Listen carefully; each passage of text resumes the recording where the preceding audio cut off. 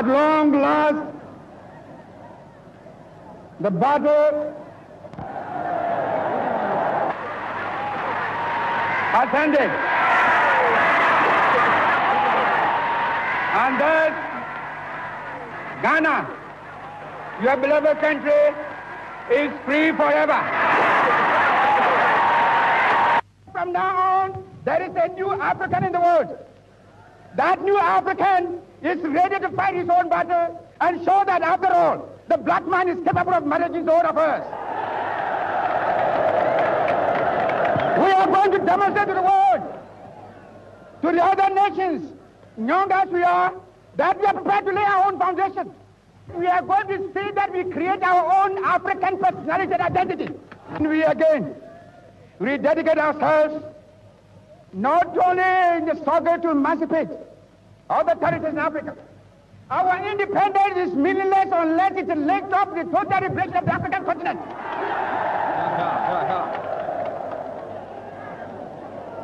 And I want you all, those who have hats on, to take off your hats and let the band play our national anthem. And from now on, that national anthem is the national anthem of the Go-Go, to be played on all occasions.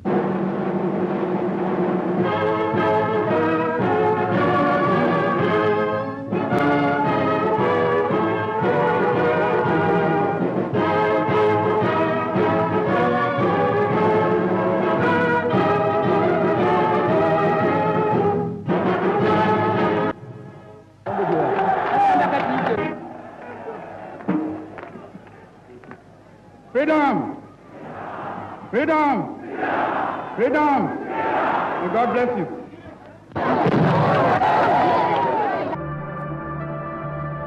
So after the Declaration of Independence in 1957, Osagyefo Dr. Kwame Nkrumah was made the Prime Minister, head of government business, and he was the Prime Minister up until 1960. When the country became a republic and we fully gained independence from the British. And so he was inaugurated as the president, and that is what you find on your screen. Nkrumah together with his wife Fatia Nkrumah, and this is the inauguration service of Osagyefo Dr. Kwame Nkrumah as the president of the Republic of Ghana.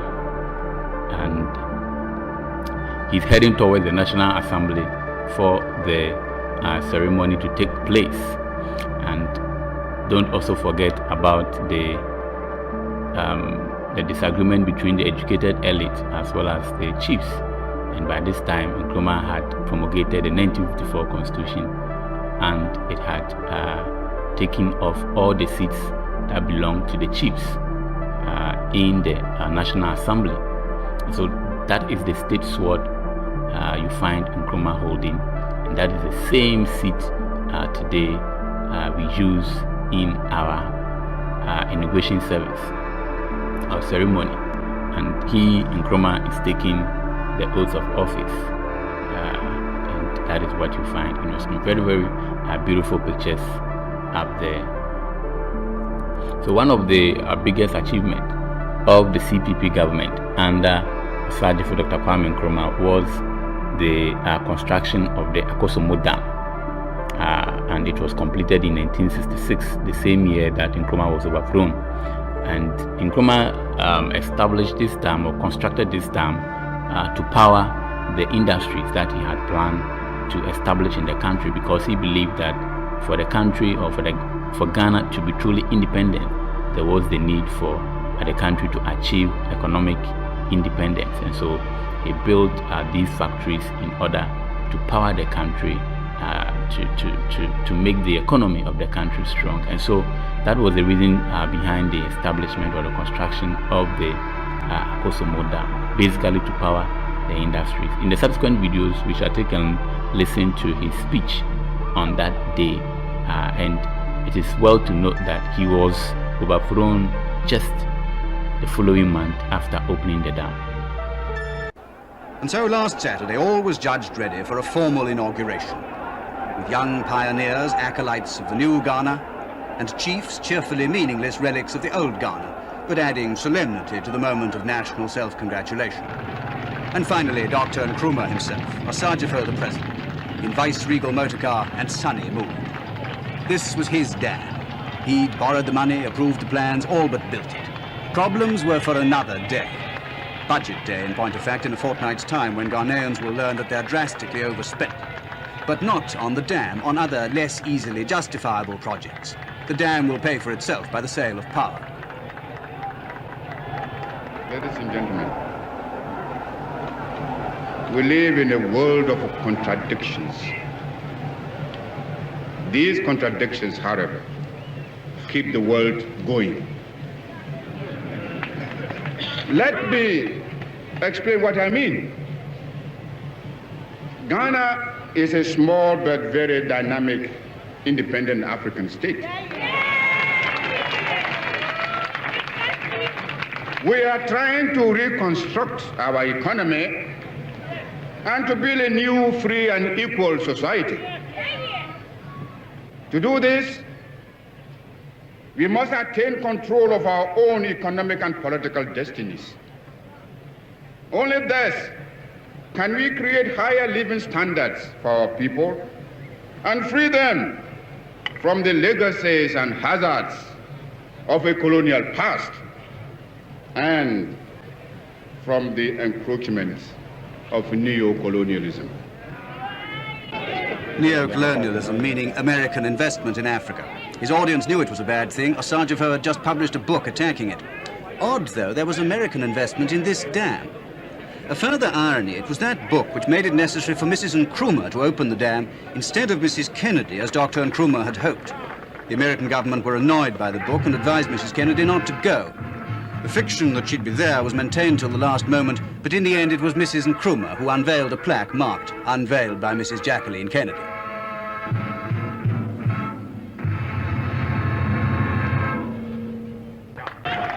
With Mr. Kaiser engineering and aluminium king, the president then came forward to switch on lights. Mr. Kaiser had spoken, but hadn't explained the other major oddity of the Volta scheme, that the power is to be used to smelt processed bauxite into aluminium, and the processed bauxite is being imported, although Ghana runs over with raw bauxite.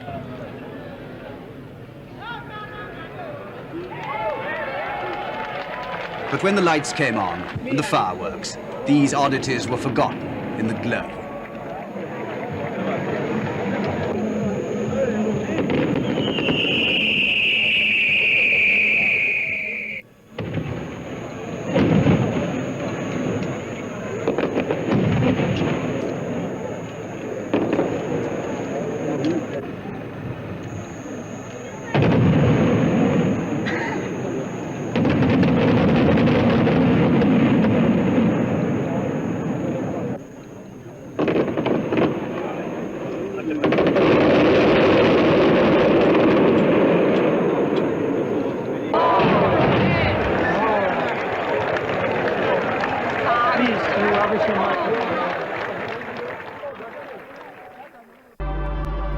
So apparently on the 24th of February 1966, Osajifo Dr. Kwame Nkrumah, the first Prime Minister and first President of the First Republic, was overthrown in a military coup led by Major General A.A. Afrifa, Emmanuel Kutuka, and J.A. Ankara. And these people overthrew Nkrumah for several reasons, some spanning from political to economic to social reasons. And so Major General Afrifa and the military junta formed the National Liberation Council, which was headed by J.A. Ankara.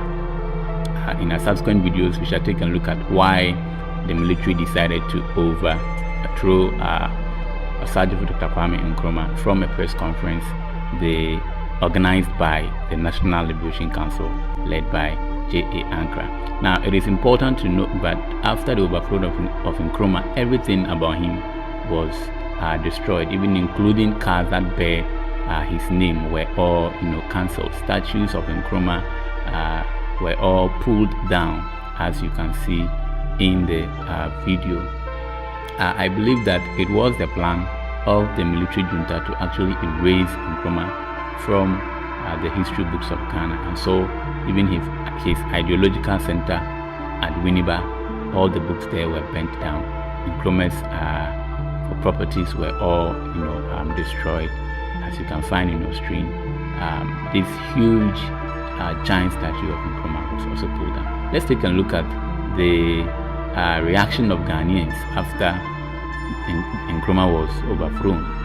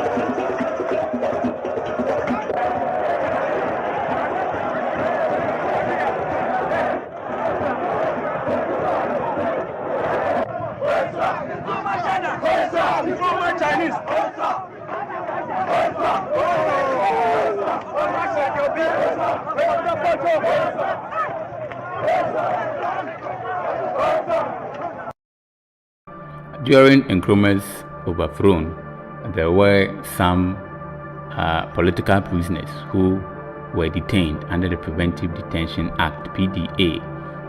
And so after Nkrumah was overthrown, all these political prisoners were actually released, and that is what you find on your screen. These people were kept in prison because they were deemed to have been behind bombing attacks on the president whilst he was still in power. A lot of these people were detained without trial under the PDA by Nkrumah. So let's take and listen to some of the prisoners that were liberated after the overthrow of Asadi for the Communist. The period I was there, I think about between 10 to 15 people died at the time I was there. How were you treated here? Before I was sent to prison there, I was in chains and handcuffs for 16 good months. Were you in chains and handcuffs all the time? Yeah, for 16 good months in the place here. How did you feel when you learned you were going to be let out? Oh, I'm very happy, sir. How long were you in detention? I've been in detention for nearly 5 years now. How did they treat you?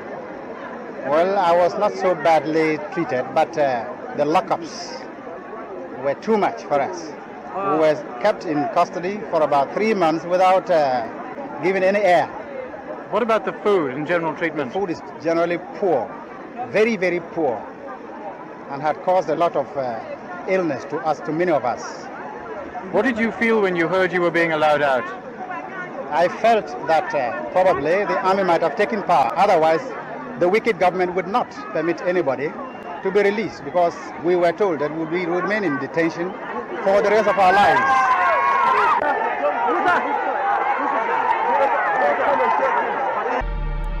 So right after the coup plotters that overthrew Osagyefo Dr. Kwame Nkrumah, the National Liberation Council met the press, and they actually told them their reason behind the overthrow of Osagyefo Dr. Kwame Nkrumah. Now, the man you find on your screen is J. Ankara. He will be introducing them very shortly, but they will introduce a certain guy who, after the overthrow of Nkrumah, was deemed to be associated with the coup. I think he was parading himself that he was behind the coup, and so the military officers decided to bring him to come and testify if indeed he was the brain behind the coup, because there was so much rumors in the public that Nkrumah's coup was instigated from outside. But to J. Ankara, who led the leaders, he said the coup was instigated by Ghanaians themselves. Let's take and listen to him. On my right is Major General A.K. Kotoka, who is the second member or the first member of the National Liberation Council. We have called you here this morning for one specific reason, and that is you've heard the name of one Amuhia who has associated himself with this coup and had published himself in the British papers and most of the papers that is the brain behind us.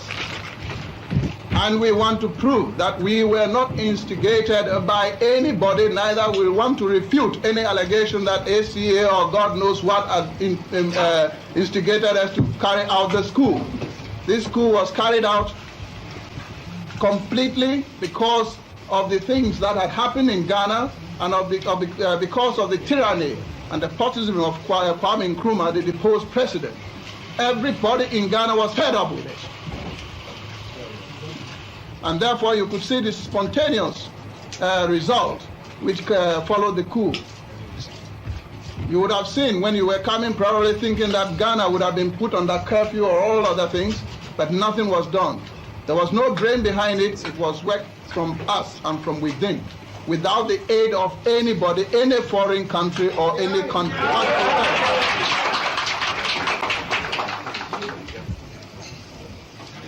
It has been some of these things in Ghana that when a ruler is useless, you depose him. And therefore, we have deposed Kwame Nkrumah. We don't want tyranny or anything here. And therefore, I would like to not waste time to bring in Amu here for you to see him. And you can see that he doesn't even know. I don't know him. I haven't seen him before, neither is any of us. The only thing that we know of him since he started claiming himself was that the COP found in his records that he's a criminal who is wanted in Ghana. And we were so quiet because we wanted him. He's a criminal wanted in Ghana, so that we put him in the cold ice chest.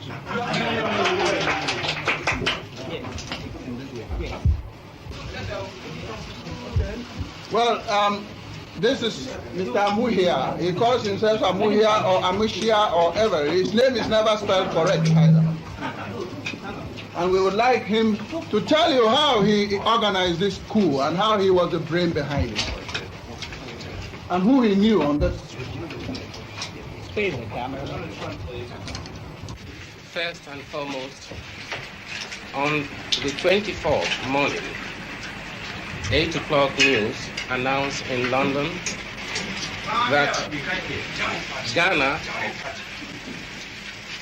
has announced that jointly the army and the police have overthrown the regime of the tyrant, Kwame Nkrumah. Did you come to brainwash me, Kotoka, the police, or somebody, and tell us how to conduct this?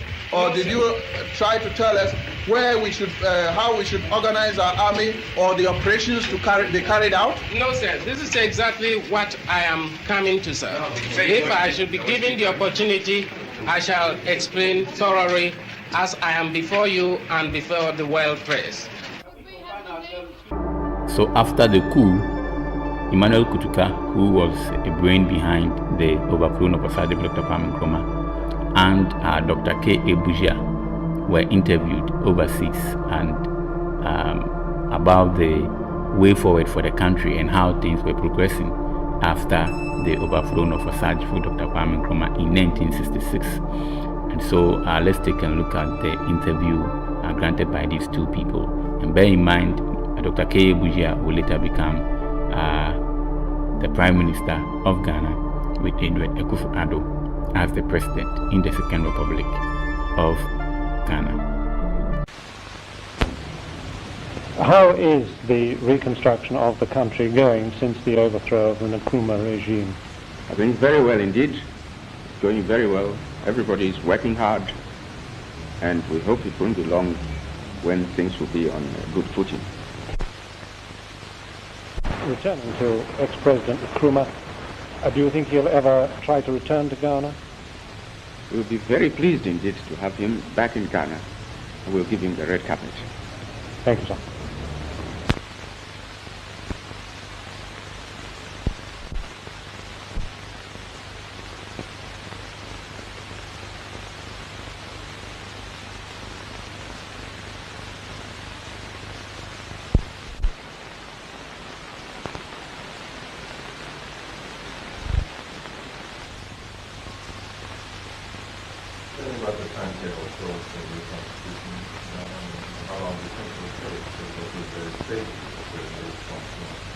It's very difficult to say. If they work fast, we are prepared to hand over as soon as things are ready, when the Constitution is drawn, and when probably they've finished. You know, there are a lot of commissions going on at present, in which quite a lot of people, parliamentarians, some civil servants, and public officers have been affected. And when the commissions are going on now, this will lead to trials. When we finish cleaning this mess, as we call it, the Constitution is written, referred to Constituent Assembly, and then throw it to the country in the form of a referendum, then we'll hand over. And I don't know, I can't say. It depends on how fast they work.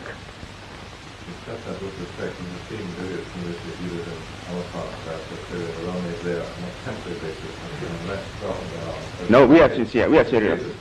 We are serious. Now, I don't think you can imagine how one man can hold 3 ministries, portfolios for 3 ministries. It's really a burden on us. We are not happy about it ourselves. So you should take us seriously.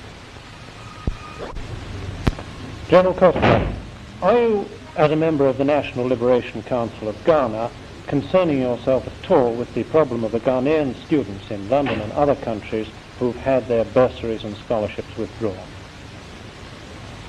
No, that is a matter for the High Commissioner here, and he will see to any petitions forwarded by the students. Your government statement on the withdrawal of these scholarships has said that those students who are qualified for further training in Ghanaian institutions will get it. Others will have the opportunity to serve in the reconstruction of their country. What role do you see for them in the reconstruction of Ghana? Those who are qualified will be employed in positions where they can help reconstruct Ghana. Those who are not qualified and are ready to pursue their studies further will have to go into institutions where they can pursue their studies. And those who are neither qualified nor capable of pursuing further studies? They'll have to serve Ghana in any capacity in which they are qualified. Such as teaching, farming? Well, if they are qualified for teaching, they may take teaching. If they are qualified for farming, they may farm. If they can't do any of these, specifically Ghanaian problems there. The one prominent in my mind is about the refugees who are at present from Nkrumah in Ghana now, in Guinea now. I might raise that with United Nations officials to see whether they can help us repatriate these Ghanaians who are willing to come back but are denied the opportunities of coming back.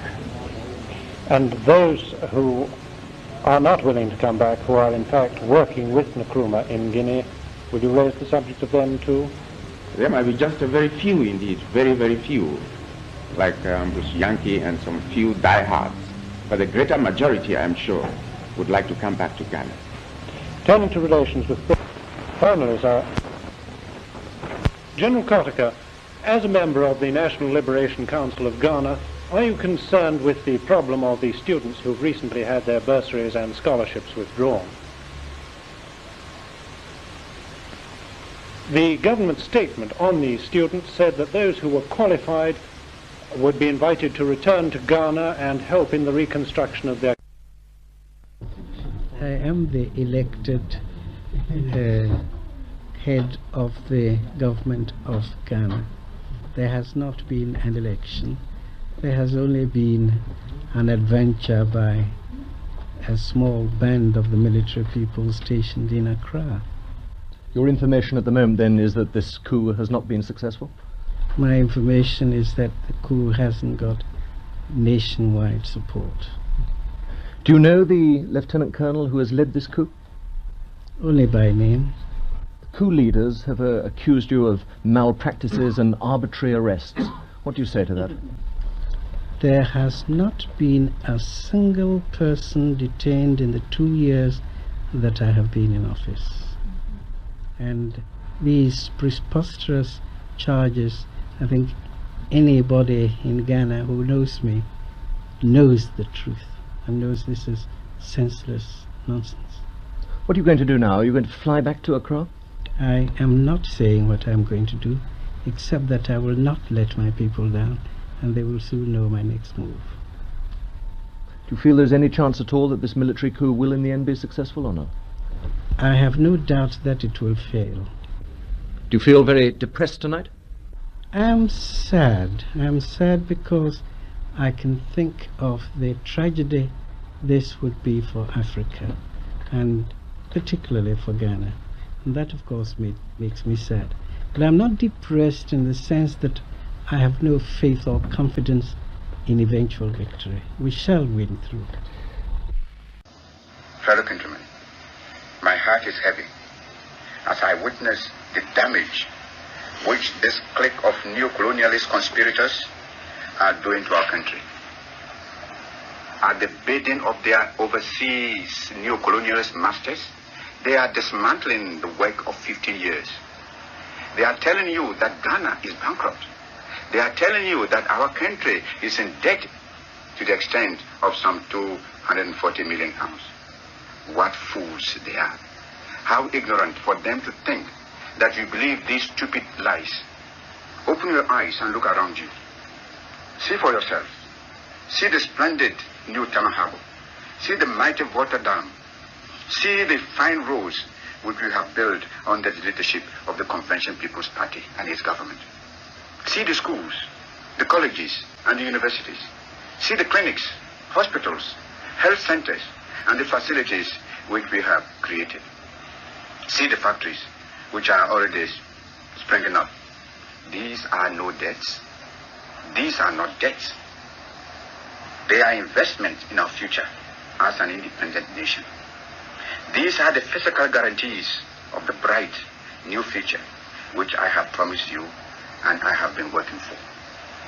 Together, we can put our Ghana firmly and squarely on its own feet. Together, we can create the things we need for ourselves instead of going cap in hand for charity handouts from foreign powers whose only wish is to exploit us and make us vassals to their interests. I know these are hard and trying days for you. I have never tried to conceal from you that real independence, that is to say economic independence, does not come without hard struggle and sacrifice.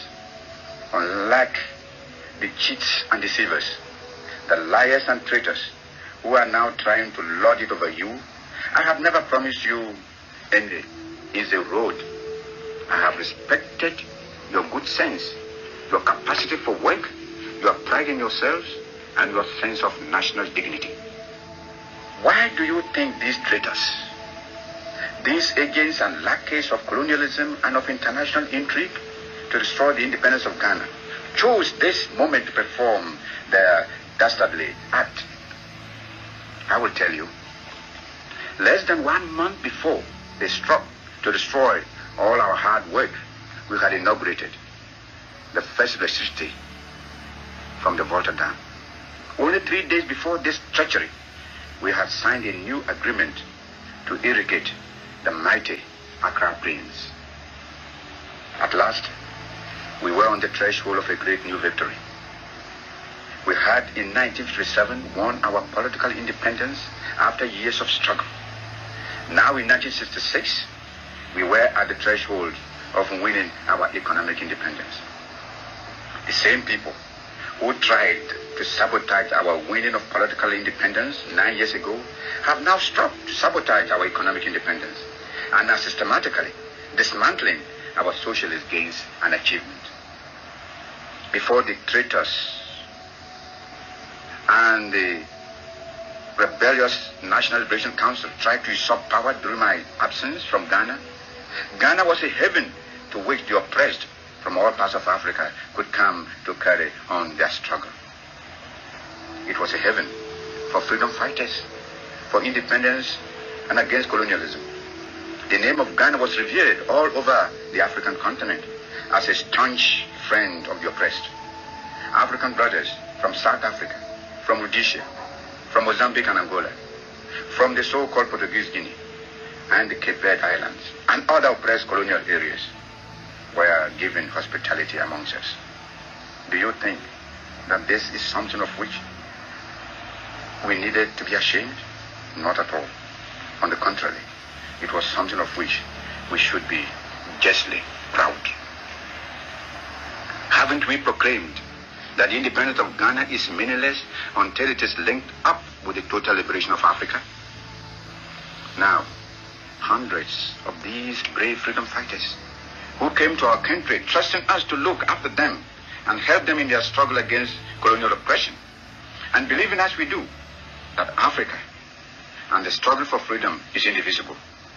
These brave men and women have been sent back, bag and baggage, by this traitorous clique to the countries from which they had fled to seek refuge, inspiration, and protection in Ghana.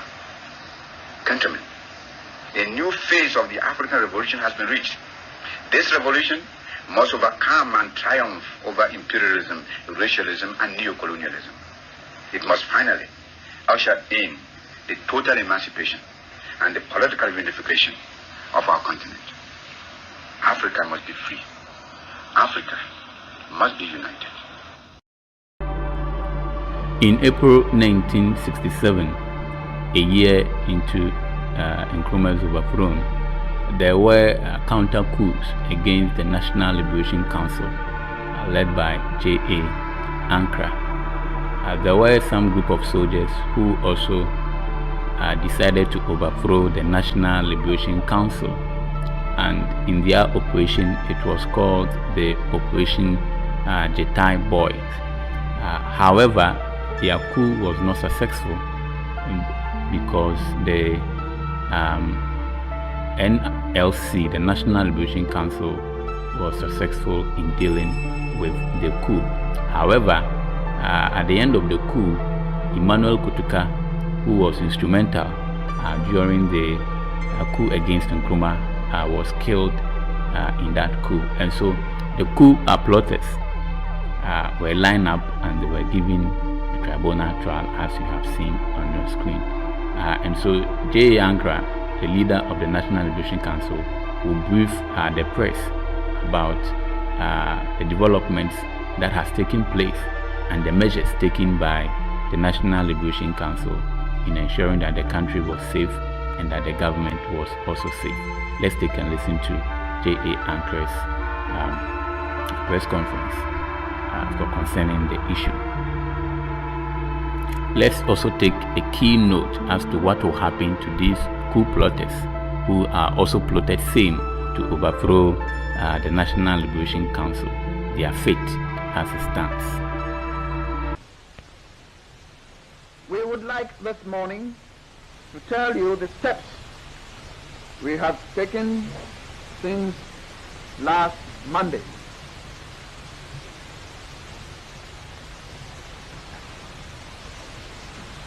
A, steps have been taken to enforce the security of the vulnerable points of the government.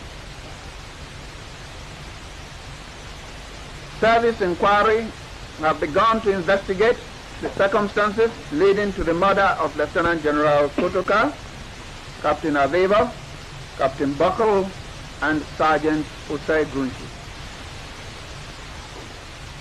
And also to establish as far as possible the origin and motive of this insurrection. We hope that these investigations now in progress will cover all possible aspects of the security of the state. Meanwhile, proceedings have begun to try by military tribunal those who have been identified as being directly responsible for the murder of Lieutenant General Kotoka. This trial will begin next week.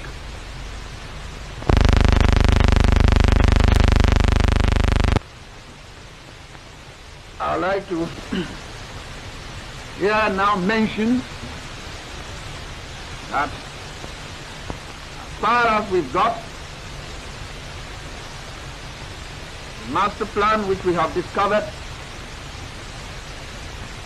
indicates clearly an intention of John junior officers who had planned to assassinate all senior officers to the rank of lieutenant colonel.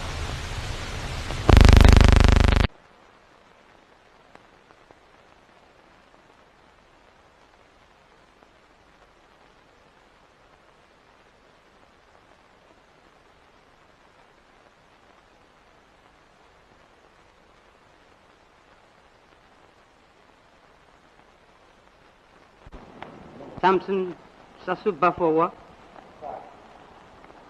the tribunal sentenced you to death by shooting. Osei Poku, the tribunal sentenced you to death by shooting.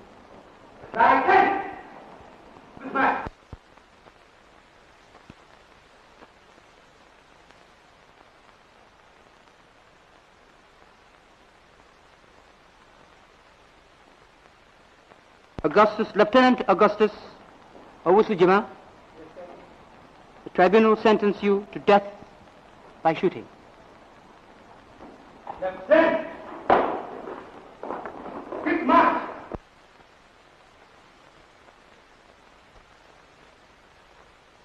Kufiusu, the tribunal sentenced you to 25 years imprisonment. Lieutenant! Quick march!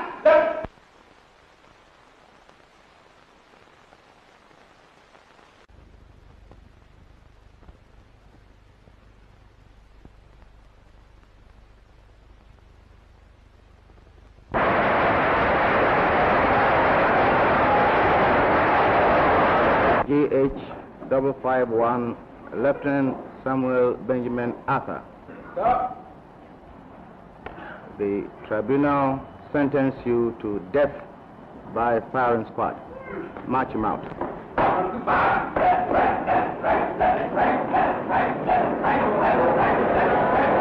GH601, Lieutenant Moses Yaboa. Stop. The tribunal sentenced you to death by firing squad. March him out.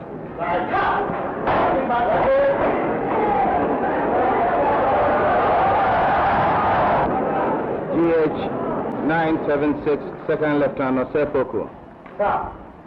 The tribunal sentenced you to 30 years imprisonment of hard labor.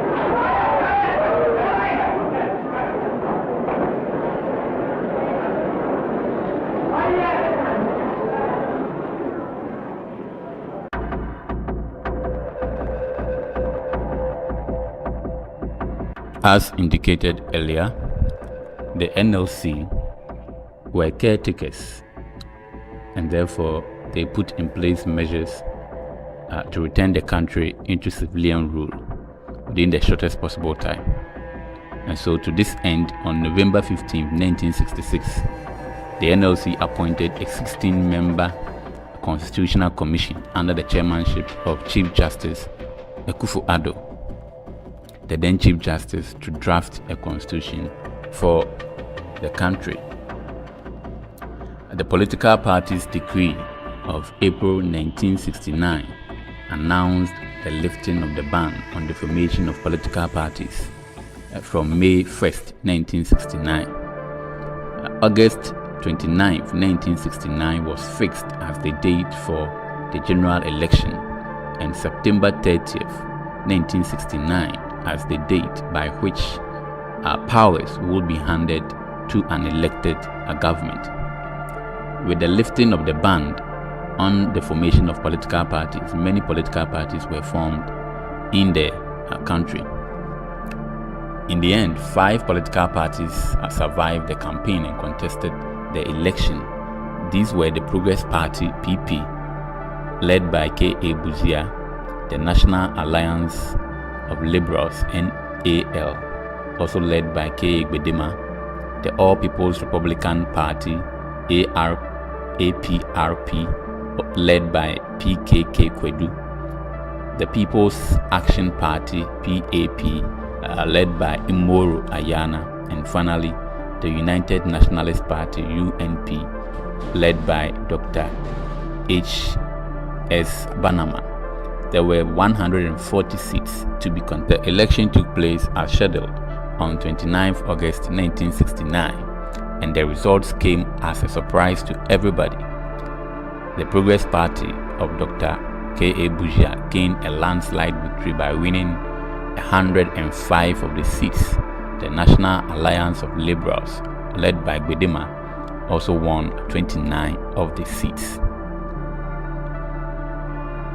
On 3rd September, Dr. Buzia, the leader of the Progress Party, was sworn in as the Prime Minister of the Second Republic of Ghana. And that is what you find on your screen.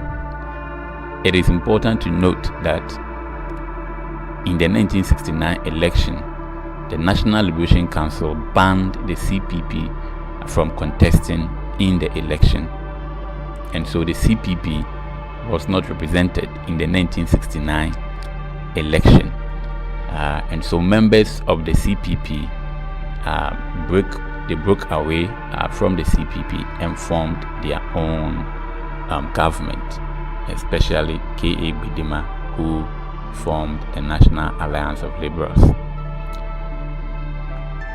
Now, the Second Republic was inaugurated at the Independence Square on October 1st, 1969 with Dr. Kofi Abifra-Buzia as the Prime Minister. The video in your shot is a retired Chief Justice Edward Akufo-Addo, who was one of the Big Six, was elected as the President and ceremonial head of state. This was as a result of the 1969 Constitution, which provided for a ceremonial president as head of state and a prime minister who was the chief executive officer. And so that is what you find in your screen, the inauguration of the Second Republic, and Edward Akufo-Addo being sworn in as the President of the Republic of Ghana. So after these ceremonies, a state banquet was organized to inaugurate the Second Republic, to celebrate the achievement of the country after the overthrow of Dr. Kwame Nkrumah in 1966, and that is 2 to 3 years ago. And so you find guests from even other countries at a dinner party to actually celebrate the success of the country at this point. So the next thing to do after the inauguration service was the swearing in of civilian government ministers in Ghana, led by Buzia. Take note of the presence of the army, the NLC, Afrifa, Amankwa Afrifa in there. You could see that the army, the National Liberation Council, was part of the process all throughout, even though this election was supposed to be a civilian election, a democratic one. But you can find the presence of the army all around them. You can see Major General A.A. Afrifa giving out the certificate to these newly appointed ministers in the Republic. Did you see Kofor? Yeah, Kofor came in there, if you saw Kofor over there. In April 1970, a statue of Lieutenant General Emmanuel Kutuka was unveiled at the Kutuka International Airport. The airport was named after him. Now, let me remind you, in case you have forgotten, Kutuka was killed during the abortive coup led by the Operation Jetai boys. And in that coup, even though the coup was abolished, was not successful, Emmanuel Kutuka died in that coup, and so a statue was unveiled in 1970 by the civilian government, the Progress Party, to actually celebrate this gallant soldier who was instrumental in the overthrow of the first republic of Ghana. And the question I ask is that is it that the PP or the Progress Party actually supported the coup against Nkrumah, killing or overthrowing a civilian elected president, and they had to celebrate this man who overthrew a legitimate government, which was voted by the people? And that's that statue of Emmanuel Kutuka. In 1972, 3 years after the inauguration of the Second Republic, Colonel Ignatius Kutu Echampong overthrew the Progress Party led by K.A. Bujia and established the National Redemption Council. Let's take and listen to why he overthrew the Progress Party, PP. The government is a military government which will rule with advice from certain eminent civilians in the country. I would like to emphasize immediately that this coup was not initiated by the armed forces merely to satisfy our selfish ends. As I said in my earlier broadcasts, the takeover was occasioned principally by the hypocrisy of the Buzia regime, coupled with the inefficient management by that regime of our economy. The malpractices which existed before the 1966 coup are still with us, and there was no prospect of seeing an end of them.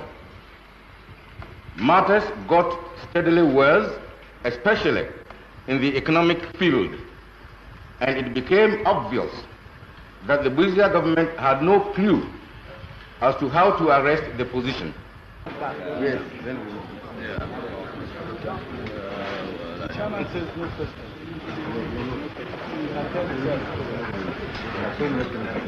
In simple terms, we are almost like a nation at war without an external enemy. The National Redemption Council has therefore decided to place the economy of Ghana on a war footing. We are soldiers. We know one way of dealing with crisis situations, and that is action. I want to ensure the nation that we shall spare no effort, and no sacrifice will be too great for us in this gigantic task of winning a great economic war. This was an interview granted by K.A. Bujia after his overthrow in 1972 by Colonel Ignatius Kutu Echampong. At the time of the coup, K.A. Bujia was not in the country. He was in London for medical checkup, and he got the news, as it was in the case of Osagyefo Dr. Kwame Nkrumah. Bujia got the news that he had been overthrown, and so the press in London decided to interact with him and ask him about his way forward after the coup. It is also important to note that at this time or period, Osagyefo Dr. Kwame Nkrumah was still in exile. He had not returned to Ghana after he was overthrown in 1966. And so in 1972, when he heard that Bujia had been overthrown, he actually wrote a letter to Bujia, either advising him or anything of that sort. You can check out in my other videos. I have the letter, a copy of the letter. You can read it for yourself, and it is so interesting. After some few months after the overthrow of Busia, Kwame Nkrumah died. I am the elected head of the government of Ghana. There has not been an election. There has only been an adventure by a small band of the military people stationed in Accra. Your information at the moment then is that this coup has not been successful? My information is that the coup hasn't got nationwide support. Do you know the first president of the Republic of Ghana, Dr. Kwame Nkrumah, was a true leader. He had a lot of visions to make Ghana and Africa a great place to visit. Before he was overthrown through military coup on 24 February 1966, Dr. Kwame Nkrumah had several major goals for Ghana and Africa at large. One of his goals was to industrialize Ghana. Nkrumah wanted Ghana to become a modern industrial nation by establishing factories and reducing dependence on imported goods. He promoted state-owned industries to create jobs and boost the economic growth. He also wanted to achieve African unity. He believed that African countries should unite politically and economically to become stronger. Nkrumah advocated for a United States of Africa and was a founding leader of the Organization of African Unity. Also, Dr. Kwame Nkrumah wanted to expand education and healthcare. He sought to improve access to education and healthcare by building schools, universities, hospitals, and clinics. His aim was to develop a skilled, healthy population capable of driving national development. And then, one thing that I can add to what he wanted to achieve before he was overthrown is to promote the economic independence. He wanted Ghana to control its own natural resources and economic rather than rely on former colonial powers. His vision was for Ghana to achieve self-reliance through agriculture, industry, and infrastructure development. These goals reflected Nkrumah's broader vision of making Ghana a prosperous, independent, and influential nation in Africa. However, economic challenges, political positions, and growing dissatisfaction contributed to the coup that removed him from power in 1966.